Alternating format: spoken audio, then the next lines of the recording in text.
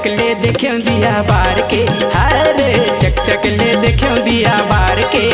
हदिया बार के वो दिया बार के, अंधियार मारे मुंदियार के। चक चक ले देखियो दिया बार के, हरे चक चक ले देखियो दिया बार के।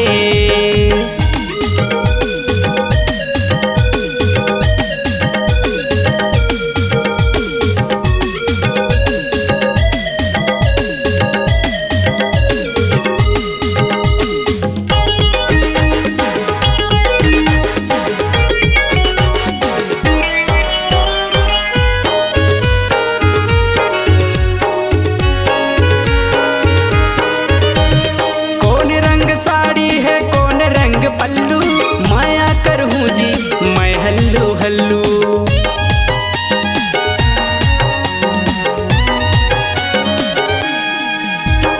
कौन रंग साड़ी है कौन रंग पल्लू, माया करहूँ जी मैं हल्लू हल्लू। माया करहूँ जी मैं हल्लू हल्लू। यदि मौका मिले है इतवार के, यदि मौका मिले है इतवार के। चक चक ले देखियो दिया बार के, हरे चक चक ले देखियो दिया बार के।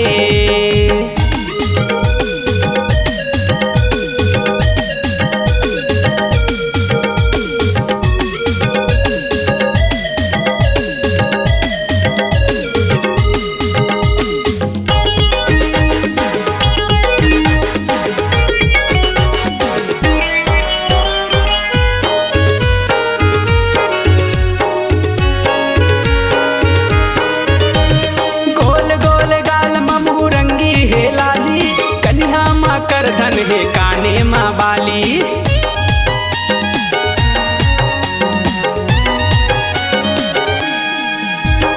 गोल गोल गाल ममू रंगी है लाली। कन्हा माँ कर धन है काने माँ बाली, कन्हा माँ कर धन है काने माँ बाली। यदि माया मन मतवार है, यदि माया मन मतवार है। चक चक ले देखियो दिया बार के, हरे चक चक ले देखियो दिया बार के। हदिया बार के वो दिया बार के, अंधियार मारे मुंदियार के।